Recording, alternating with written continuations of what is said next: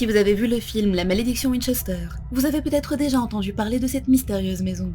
Mais saviez-vous que l'histoire vraie derrière ce film est encore plus étrange et plus effrayante que la fiction? Cette gigantesque demeure n'avait aucun plan, aucune vision architecturale cohérente.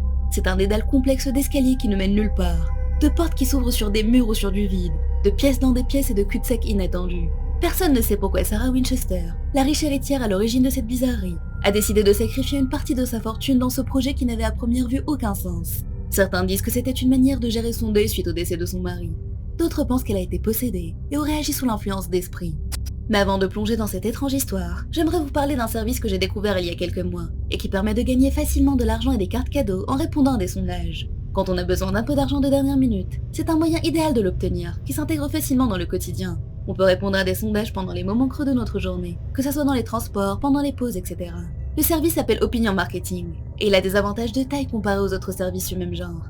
Tout d'abord, il faut y être invité pour les rejoindre. Et ce sont eux qui nous contactent directement quand ils ont des sondages à nous proposer. On ne perd pas de temps à en chercher. En plus, les occasions exclusives qu'on reçoit sont bien plus intéressantes que les habituelles. C'est ce qui rend Opinion plus agréable à utiliser. Ensuite, il y a un montant de paiement garanti pour chaque tâche, qui est supérieur à celui proposé par la plupart des entreprises.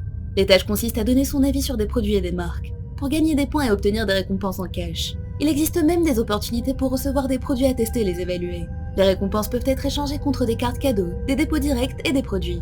Je trouve ça très pratique pour rentabiliser les temps morts où on ne fait pas grand chose. Pour vous inscrire et commencer à gagner de l'argent, il suffit de cliquer sur le lien en description. Il fait office d'invitation, donc n'hésitez pas. Revenons à la fameuse maison Winchester. Pour découvrir son histoire fascinante, c'est parti.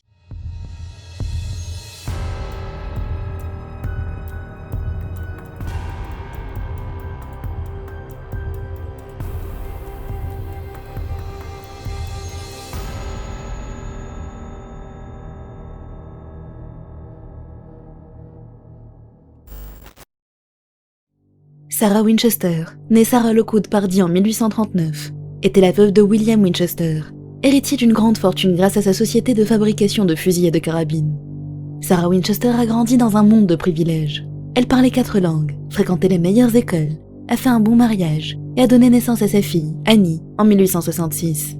Malheureusement, son bonheur n'a pas duré, car quelques semaines après la naissance, Annie est décédée d'une maladie infantile. Sarah ne s'est jamais remise de cette tragédie. Elle est tombée dans une profonde dépression et n'a plus eu d'enfant. Des années plus tard, en 1881, c'était son mari William qui décédait, des suites d'une tuberculose. Après le décès de William, Sarah héritait d'une fortune d'environ 20 millions de dollars de l'époque, l'équivalent de plus de 500 millions de dollars d'aujourd'hui, ainsi que de 50% de la société prospère ayant appartenu à son mari, ce qui lui laissait un revenu supplémentaire de 1000 dollars par jour, l'équivalent d'à peu près 27 000 dollars d'aujourd'hui. Nouvellement en possession d'une fortune massive et aux prises avec la perte de son mari et de sa fille, elle a trouvé refuge dans le spiritisme et a demandé conseil à une médium. Peut-être espérait-elle obtenir des conseils de l'au-delà sur comment gérer sa fortune ou ce qu'il fallait faire du reste de sa vie. Bien que les détails exacts soient restés entre Sarah Winchester et la médium, l'histoire raconte que cette dernière a pu contacter l'esprit de feu William, qui a conseillé à Sarah de quitter sa maison dans le Connecticut pour aller vers l'ouest, en Californie. En ce qui concerne la gestion de la fortune, William avait aussi son mot à dire. Il lui a dit qu'elle devait utiliser cet argent pour construire une maison abritant les esprits de ceux qui avaient été victimes des fusils Winchester, pour ne pas qu'elle soit hantée et maudite par eux pour tout le reste de sa vie. En 1884, Sarah a donc acheté ce qui serait plus tard la tristement célèbre maison Winchester. Mais au moment de l'achat, ce n'était qu'une petite maison de ferme inachevée. Cela n'a cependant pas tardé à changer. Winchester a embauché des charpentiers pour travailler 24 heures sur 24, transformant rapidement la petite maison de ferme en un manoir de 7 étages. Faute de plan et d'un architecte, la maison a littéralement été construite au hasard. Des pièces ont été ajoutées sur les murs extérieurs, ce qui a donné des fenêtres donnant sur d'autres pièces. D'autres escaliers ont été ajoutés au fur et à mesure, avec des marches de tailles différentes, donnant à chaque escalier un aspect déformé et glauque. Le plus étrange, c'était que la plupart de ces modifications semblaient parfaitement inutiles. Les escaliers montaient sur plusieurs étages avant de s'arrêter brutalement. Des portes s'ouvraient sur des murs, et des couloirs tournaient pour finir en cul-de-sac. En plus de cela, Sarah Winchester a insisté pour que la maison soit construite exclusivement en séquoia, mais il se trouvait qu'elle n'aimait pas l'aspect de ce bois. Elle a donc insisté pour qu'il soit recouvert d'une teinture. Lorsque la maison a été achevée, plus de 75 000 litres de peinture avaient été utilisés pour recouvrir le bois, et Sarah a enfin obtenu sa maison fantôme. C'était un manoir aménagé sans aucune logique, avec 7 étages, 161 pièces, 47 cheminées, 10 000 vitres, 2 sous-sols, 3 ascenseurs, et un intérieur mystérieux qui ressemblait davantage à celui d'une attraction qu'à celui d'une vraie maison destinée à être habitée. Quiconque y mettait les pieds pouvait tout de suite constater qu'aucune dépense n'avait été épargnée. Des lustres en or et en argent pendaient du plafond au-dessus du parquet réalisé à la main. Des dizaines de vitraux Tiffany ornaient les murs, dont un en particulier, qui avait pour but de créer un effet arc-en-ciel au sol lorsque la lumière le traversait. Mais évidemment, comme il s'était retrouvé sur un mur intérieur, l'effet escompté n'a jamais été atteint. Les travaux de plomberie et d'électricité étaient encore plus luxueux que la décoration. Rare pour l'époque, la maison Winchester possédait une plomberie intérieure, y compris l'eau chaude courante très convoitée, et un éclairage au gaz à interrupteur disponible dans toute la maison. De plus, elle était également intégralement chauffée. Malheureusement, en 1904, un tremblement de terre a frappé la zone, et la maison Winchester a subi d'importants dégâts. Grâce à ses fondations faites pour, la maison a pu échapper à l'effondrement total, mais les 3 derniers étages ont malgré tout dû être supprimés, laissant la maison avec seulement 4 étages, telle qu'on la voit aujourd'hui. Tout au long des dizaines d'années de construction du manoir, Sarah Winchester n'a jamais ouvertement admis qu'elle construisait une maison hantée. Cependant, les rumeurs ne manquaient pas. Les ouvriers qui avaient travaillé sur la maison avaient rapporté que Sarah Winchester organisait des séances quotidiennes avec des médiums locaux, pour entrer en contact avec les bons esprits. Ces bons esprits auraient été consultés pour savoir quelle était la meilleure façon d'apaiser les esprits plus en colère, et ce serait leur suggestion qui aurait poussé Sarah Winchester à faire tant d'ajouts illogiques à la demeure. Mais même bien après l'achèvement de la construction, elle aurait continué à faire des efforts pour apaiser les victimes des fusils Winchester. Sur les 13 salles de bain de la demeure, une seule était fonctionnelle, soi-disant pour troubler les esprits souhaitant hanter la plomberie.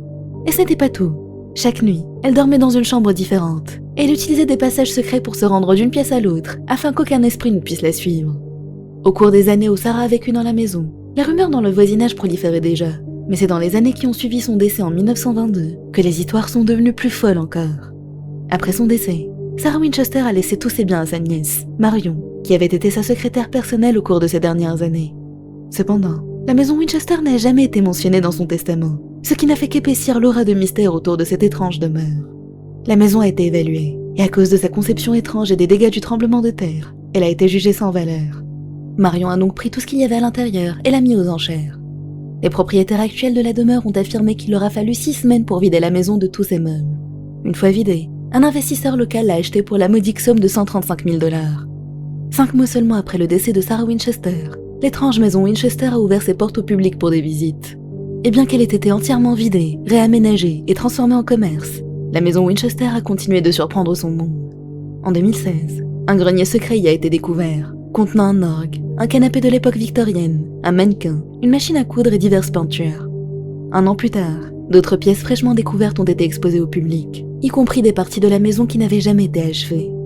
Même un siècle après la mort de Sarah, la maison Winchester semblait garder encore quelques secrets qui ont alimenté bon nombre de références dans la pop culture.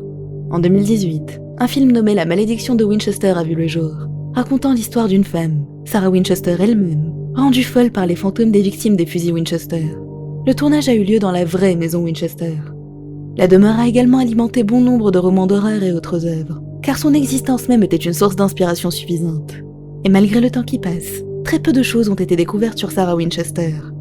En dehors des rumeurs d'esprit et de possession, on ne connaît toujours pas son véritable état d'esprit, ni son raisonnement derrière la construction d'une telle bâtisse qui n'avait ni queue ni tête. Elle n'avait jamais donné aucune interview, n'avait laissé aucun journal de bord ou journal intime, et aucun des membres restants de sa famille n'était disposé à parler d'elle. De temps en temps, les visiteurs de la maison rapportent avoir ressenti la présence d'esprits, malgré que de nombreuses enquêtes paranormales aient été menées sur place sans rien révéler de particulier. Mais peut-être que ces esprits, pris au piège de cette maison sans logique, continuent de s'y cacher. Peut-être que Sarah Winchester elle-même en fait partie. Après tout, elle avait bien construit cette maison pour apaiser les morts. Pourquoi ne pas en profiter elle-même? Voici qui conclut cette vidéo sur l'étrange maison Winchester. N'hésitez pas à me dire ce que vous en avez pensé en commentaire, et je vous retrouve très vite pour une nouvelle vidéo. Prenez soin de vous, et à bientôt.